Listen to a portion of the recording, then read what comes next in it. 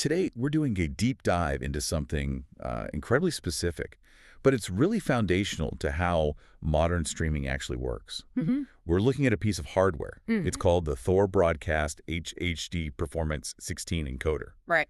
And our mission, really, is to figure out how these massive multi-channel video systems get packed down and delivered so efficiently. Yeah, and this thing is a perfect example of that. It really is. I mean, when you look at the specs for this device, we'll just call it the Performux-16, it's astounding. It is. This is a 1RU chassis, so a tiny single rack unit box that can handle up to 24 separate HDMI inputs. 24 in one box. It's unbelievable. 24 video channels compressed inside this small unit that sells for, what, about $6,000 today. And that density is the whole point. It's the economic insight here. This device is basically designed to be a high-density head-end replacement. Okay, so what does that actually mean for, the broadcast world? Well, it solves a huge problem. It takes all those raw sources, from cameras, from satellite feeds, media players, whatever, and it converts them into these structured, internet-friendly IP streams. Using things like UDP and RTP. Exactly. And crucially, it manages the output as both SPTS, which is your single-channel stream, right, and MPTS, the multi-channel bundle that really defines how cable and IPTV delivery works. Okay, so let's unpack the basic tech then.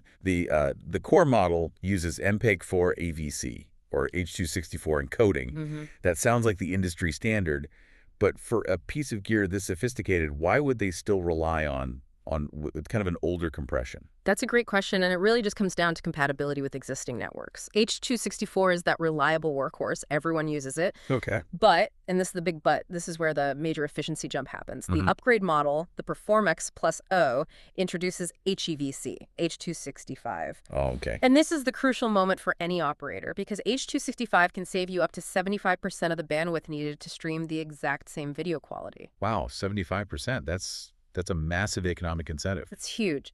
That saving directly impacts a distributor's single largest expense, which is always network capacity. And the Lit Plus model, it doesn't just save bandwidth, does it? It also seems to fix a major performance issue, especially for things like live sports. Yes, exactly. It doubles the frame rate from 1080p 30 on the standard model to a really smooth 1080p 60 on the enhanced version. Which is critical for any kind of fast motion video. Right. And then the audio options just explode.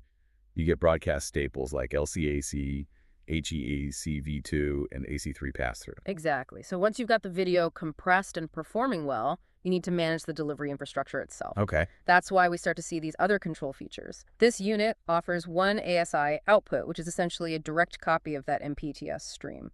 It's essential for plugging into older legacy broadcast systems. Well, what about the tools that operators actually need to manage the signal and the viewer experience? Yeah. I'm looking at these very specific customization tools, like inserting QR codes, logos, or a standard on-screen display right into the video feed. Yeah, the OSD.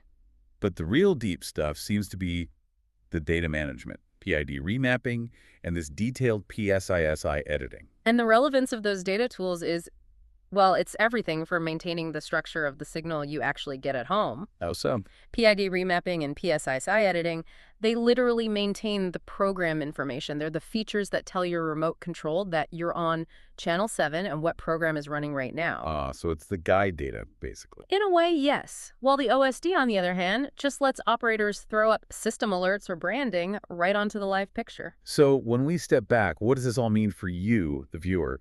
This single tiny device is, in a way, a perfect symbol of how these complex multi-channel video systems get compressed, managed, and delivered on a massive scale. It really is. It's where raw video stops being just a source and becomes, professional, highly efficient content. Which brings up a really interesting final thought. Yeah, I think this raises an important question. Given that the upgraded H.265 encoding saves a full 75% of network bandwidth, right, and considering that network capacity is the single highest operating cost for any distributor anywhere in the world, how quickly do you think older, less efficient H.264 head-ends are actually being replaced? That's a great question. The pressure on network administrators is purely economic. At what point is the cost of the new hardware completely outweighed by those guaranteed bandwidth savings?